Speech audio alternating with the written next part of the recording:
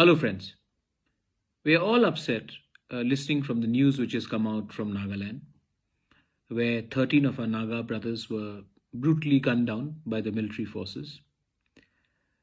And I know that we are emotional, we are upset, but there is something else that the whole of Northeast should stand for. A law on the 11th of September 1958 was enacted, which is our 9/11, frankly, called AFSPA. AFSPA has failed miserably in the last 63 years. It has done nothing but further alienate the people of Northeast, whether it's Mizoram, Meghalaya, Tripura, Arunachal, Assam, everywhere. We've felt a sense of alienation. Women have been raped, people have been killed in judicial investigations. There's been a lot of fingers raised towards everyone, and this has led to a lot of misunderstanding and insecurity between the mainland and the Northeast. I appeal to the government of India.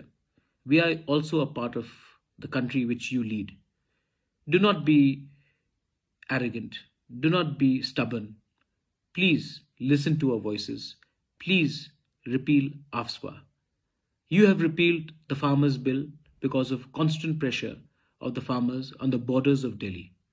You have not repealed CAA because we do not have the power or the perseverance to reach Delhi to make you uncomfortable, or we don't even have the seats in the Lok Sabha or the Rajya Sabha.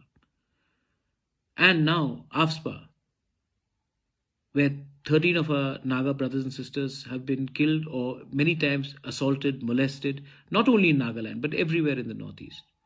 The government of India should have a heart and think about the people of Northeast. We are an integral part of the country, not a strategic part. So I appeal to the government of India. The time has come for you to reconsider and repeal AFSPA and also repeal Citizenship Amendment Act, an act which further alienates us from the mainstream. I would just appeal to the government that please listen to our voices. We are talking to you through social media, we are talking to you through democratic forums. This is the genuine concern and voice of the people of the Northeast.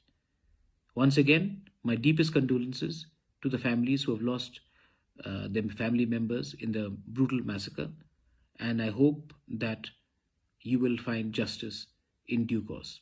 Belaino Hambai, Dhanyawad, thank you.